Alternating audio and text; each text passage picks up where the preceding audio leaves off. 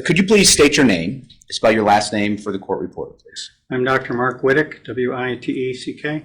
All right. And where do you live? I live in Kenosha. All right. And what is your profession? I'm a forensic pathologist. All right. So forensic pathologist needs to get an education, I would imagine, right? Yes, sir. All right. So where'd you go to school? Well, I went to medical school at CTEC, C-E-T-E-C, medical school in the Dominican Republic, followed by a general internship at St. Luke's Hospital in Milwaukee, Wisconsin, followed by 2 years of anatomic pathology, again at St. Luke's in Milwaukee, followed by 2 years of forensic pathology, 1 year at the Office of the Chief Medical Examiner for Wayne County, which is Detroit and its suburbs, Okay. and 1 year at the Office of the Chief Medical Examiner for the state of Maryland, which is actually a statewide system, unlike the county-by-county system that we have here. Okay. Are you licensed to practice medicine in Illinois? Yes, Are you licensed to practice medicine in any other states? Wisconsin. All right. And after your education, after all of your residencies, could you describe your employment history for the judge, please? I was medical examiner for Kenosha County for 10 years, but for the last 29 years, I worked in private practice for multiple smaller counties, such as McHenry County, as a forensic pathologist. Okay. And would you tell the judge what forensic pathology is? A forensic pathologist is a physician, trained just like other doctors in medicine and surgery, but our specialty is looking at people that have died and trying to figure out why did they die, and looking at the different factors. And in the case of here where there's a coroner, we would assist the coroner in determining manner of death. And then in some cases we also do child abuse cases on living children. Okay. And as part of this, do you do autopsies? Yes, Okay. Approximately how many autopsies have you done? over 7,000. All right. And how many autopsies have you done where the decedent is a victim of child abuse? I really don't know, but at least 100. Okay. And would you tell the judge what blunt force trauma is? Blunt force trauma is where a person is struck with something. It can be something as simple as a fist. It can be a baseball bat. It can be something really hard like a tire iron. Those are all means of blunt force trauma. Even falling to the ground on the carpet here and you scrape your knee is actually a type of blunt force trauma where you get an abrasion. So it can be very simple or very complex. Thank you. Judge, at this time I'd ask to certify Dr. Wittick as an expert in forensic pathology. Defense? No, Judge. The doctor is certified. Thank you, Judge. Dr. Wittick, I'd like to please bring your attention to April 25th of 2019. Did you conduct an autopsy on AJ Freund's remains? I did. All right. And would you just briefly describe the methodology on how that autopsy was conducted, please? Well, basically, we received the body in a body bag. The body bag is opened.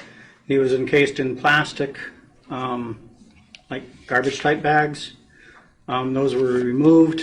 We looked him over as received. We removed his clothing and again looked him over from head to toe.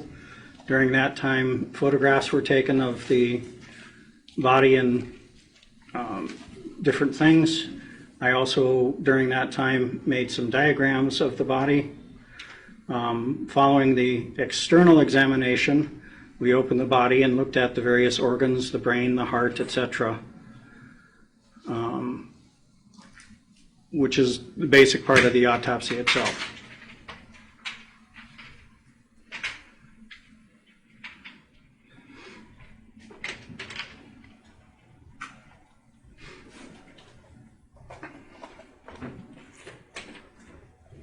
Dr. Wittick, I'm holding in my hands what's been previously marked as Group Exhibit E, 1 through 11. I'm showing this to defense counsel. Judge, can I approach the witness, please? You may. Thank you. Dr. Wittick, I'm showing you what's been marked as Group Exhibit E. Take a look at that. Have you had the opportunity to review this CD prior to coming here today? I believe this is the one that I reviewed. Okay. And are all of these pictures of the autopsy that you conducted on April 25th of 2019? Yeah, well, I believe they're all from the autopsy, yes. Okay. And based on your prior review of this disc, do they all fairly and accurately represent the remains of AJ Freund as you saw them on April 25th of 2019? Yes, sir. Okay. Judge, seek to admit Group E. Defense? No, Judge. Group E is admitted. However, the court has previously ruled that they are not subject to extended media coverage. Thank you, Judge. Doctor, I'm also showing you what's been marked as People's Exhibit 22, okay, as well as People's Exhibit 21, 21, and 22. Judge, I'm going to tender these to the defense as well. Do you recognize these, Doctor? Yes, sir. Those are blow-ups of the diagrams that I prepared at the time of the autopsy. Okay. And did these fair and accurately depict the injuries that you observed on AJ Freund's remains on April 25th of 2019? Well, as best as I can draw them, yes. Okay, Judge, I'd ask to admit People's 21 and 22. Defense? No, Judge. Admitted. Judge, I'd seek to publish Group Exhibit E. Group Exhibit E may be published, but as per the court's previous rulings, the autopsy pictures are not subject to extended media coverage. Thank you, Judge. Mr. Behoff, you may also observe.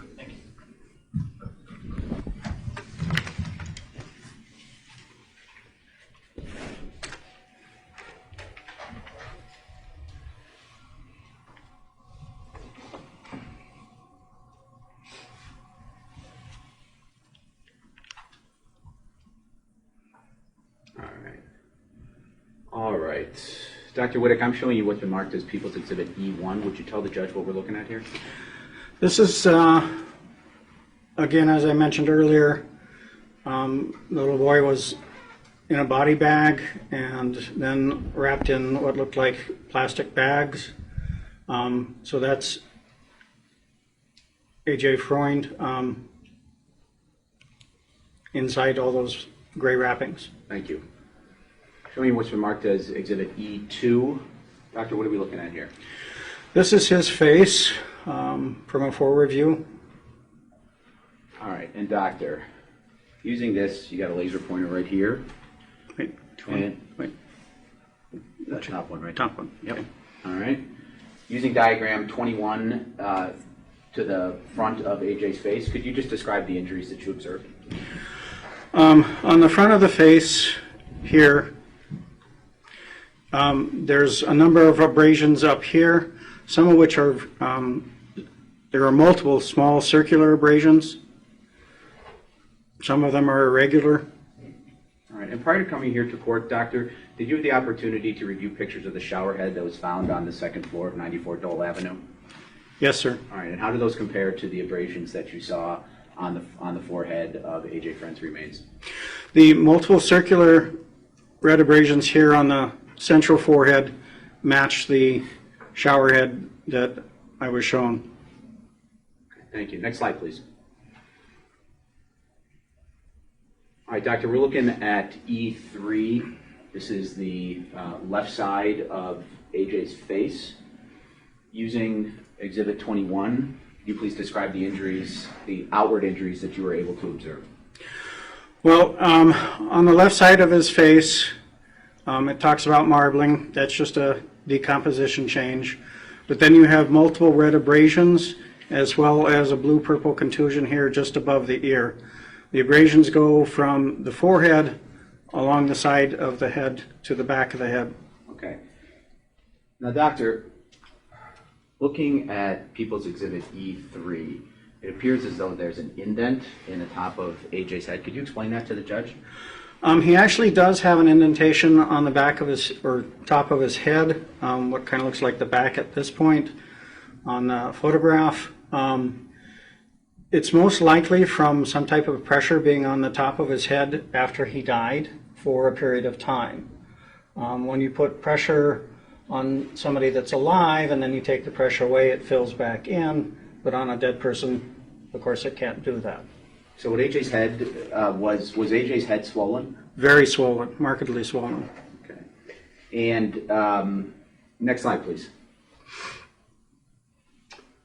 All right, let's look at, this is the right side of AJ's face. Could you please, using People's Exhibit 21, could you please point out the injuries that you observed on AJ for the judge? On this diagram, we see again abrasions towards the back of the head. We see multiple bruises or contusions on the right side of the face and along the jawline. Okay, and okay. Are you able to determine how many blows AJ's head absorbed? At least a dozen, but it's really difficult to say because probably many of the injuries are overlapping. And was there one in one place, or two, or three, or more? Is hard to say for sure. Okay. Could it have been more than a dozen? Yes. Could it have been dozens? Potentially, yes. And how much force would have been necessary in order to cause the degree of swelling that you saw? Well, there's no way to put it in foot-pounds, but he has lots of bruises, lots of abrasions, basically all over his head, front, back, sides, and a fair amount of force would be required to do that. Okay. Next slide, please. And Doctor, what are we looking at here? So this is the back of his head, and you see quite a large abrasion.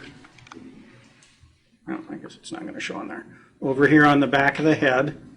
And then there's actually an abrasion down here where the neck meets the head, and then there's more bruising behind the left ear. And are all of these abrasions consistent with blunt force trauma? Yes. Next slide, please. All right, and Doctor, again, there seems to be a depression or an indent in the back of AJ's head. Could you explain that to the judge? Well, again, as I mentioned before, his head is markedly swollen, and he was at some point laying against something with the back of his head having pressure against it from some object, and so that stayed as a depression until the time of the autopsy. And does that indent just illustrate how swollen his head was? Yes. Next slide, please. What are we looking at here, Doctor? Judge, this is E7 for the record. I apologize. For the record, thank you, E7. So this is the inside of his mouth. You have little skin tags that connect the top lip and the bottom lip to the jaws. And in his case, the lips are markedly swollen, they're bruised, and then the frenula, those little skin tags that connect the tissue, are broken in on the top and bottom. Is the frenula these parts of the lip right here, sort of attaching the lip to the jaw? Yes. Okay, and those were broken? Yes. And would that result in bleeding? Yes. Okay. And what kind of and are those injuries consistent with blunt force trauma? Yes. Next slide, please. All right. For the record, that's Exhibit 8. Thank you, Judge. Doctor, we're looking at People's Exhibit 8. And could you describe for the judge what you see? Well, basically, you see the front of the body from the mouth down to the feet. That big green area over the abdomen, that's just decomposition change. It's not actually an injury. Although there are multiple injuries visible on his arms and legs, bruises and abrasions. And I'm referring now to People's Exhibit 22. Could you just describe the injuries that you observed on the anterior side of AJ?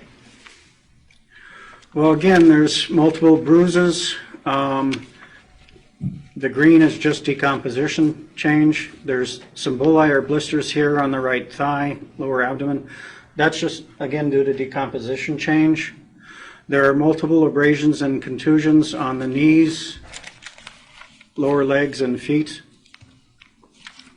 Okay, next slide, please. This is People's 9. Doctor, what are we looking at here? This is his thigh. At the top of the L-shaped ruler is one of the bullae or blisters that I mentioned. Those are most likely due to decomposition changes. It appears to be some bruising on the thigh. Is that consistent with blunt force trauma, the bruising to the thigh? Yes. Thank you. Next slide, please. All right, Doctor, we're looking at the posterior side of AJ. Could you describe the injuries that you see on People's Exhibit 22, and what's displayed right now on the screen, Judge, is People's 10? So on the back of the body, again, you have some of the green decomposition change, and then you have multiple abrasions on both elbows, the back, and then some excoriated areas and some red bruising on the buttocks. Okay, and what did you make of the red bruising on the buttocks, Doctor? In terms of Cause. blunt force injury. Okay. Now, Doctor, all of the injuries that you saw to AJ, could they all have been caused at the same time? They appear to have been in close proximity to each other, yes. Okay. Next slide, please. Okay, and this is People's Exhibit 11, and again, Doctor, that's just another picture of the posterior side of AJ's remains. Is that correct? Yes, sir. Thank you.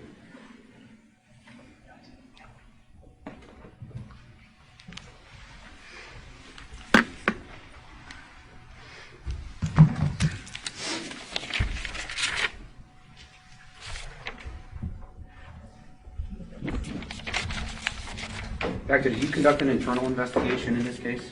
Of course. And did you observe any injury to AJ's ribs? Yes. All right, would you tell us what you observed? The first rib has an old fracture with a callus on it. Callus indicates that the fracture has been healing for a period of time. Okay, and the fracture to the ribs, could that have been caused by blunt force trauma? Yes. All right, did you examine the lungs in this case? Yes. All right, would you tell us what, if anything, that you found noteworthy? Well, both lungs showed what we commonly call leopard spots, which are are indicative of inhaled blood. And if you look at a leopard skin, it really actually looks like the spots on a leopard skin. But in fact, the spots are actually made of areas where the inhaled blood has gone into the lungs. Okay. Doctor, most people, even children, don't inhale liquid that's in their mouth, blood or saliva or otherwise. The fact that AJ was inhaling blood, what did that tell you? Well, it tells me that he's probably either mentally compromised or actually unconscious. Did you examine his skull and his brain? Yes. Did you note any bleeding below the skin? Yes. Okay, and would you describe that for the judge? Well, basically his whole head is severely swollen, and there's bleeding throughout the scalp and soft tissues over the whole head. What did that tell you, doctor? That he had massive trauma to the head. Okay, and the fact that it was all over the circumference of his head, did that indicate that he was struck in multiple areas? Yes. Okay. Was there any bleeding inside the skull that you noted? No. Okay. Did you examine his brain? Yes. Okay, and what were your findings? His brain was massively swollen and what we say, or what we call herniated. Keep in mind that with the skull intact, there's only a few small holes for the brain to go when it swells up too much. That includes the area where the spinal cord is. And his brain was so swollen that part of the brain itself was trying to go through that hole, and what that does is it crushes that area of the brain. And that's actually what causes death. Doctor, I guess I don't understand. Isn't the point of the skull to protect from blunt force trauma? So if the skull is absorbing many of the blows to the exterior, how is it that his brain is swelling? Well, keep in mind that right now, if your brain is not swollen at all, you have a space between your brain and your skull. Okay. And in between that space, stuck to the skull, is the dura or dura mater, which is a fibrous covering that helps also protect the brain. But when the brain is struck, or for example, when somebody falls off a couple-story building and hits their head, the brain moves around inside the skull and can hit the inside of the skull. And then as the brain swells, the whole surface of the brain flattens out, which is what we saw here.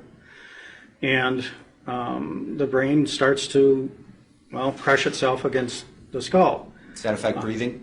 It will affect breathing, everything basically in terms of your internal functions. So I guess would you describe the process of death for the judge? Well, basically, he's received multiple injuries to his head. His brain is swelling. He's inhaling blood. His brain is swelling more. Now his brain is swollen so much that it's actually starting to crush itself against the skull because it has no place to go. And because it's crushing itself inside, well, the vital, breathing, heart, all the different organs slowly but surely shut down. And then death occurs. Would this have been a painful death? When he was actually being injured, yes. Once he's unconscious, of course, no. Okay.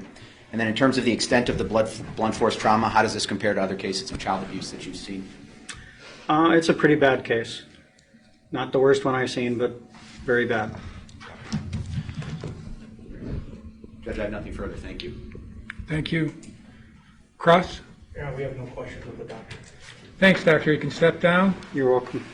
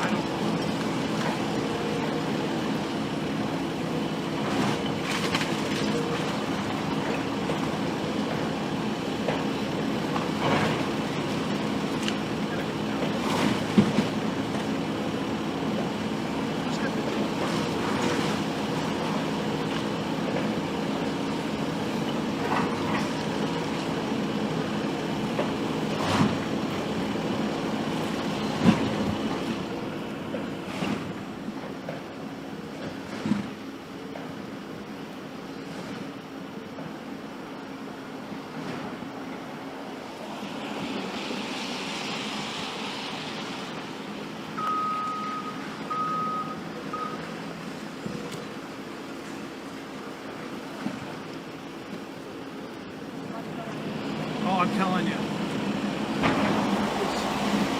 It's chilly.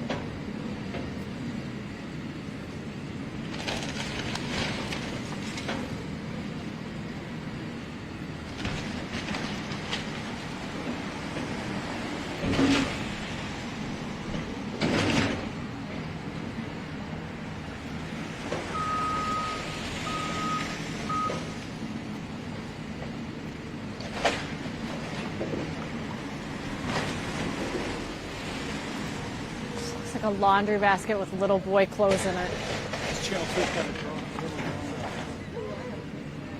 That's cool. That's very cool. I don't know if we have a color. Good for them. I don't see our chopper anymore. Chopper left during the good stuff.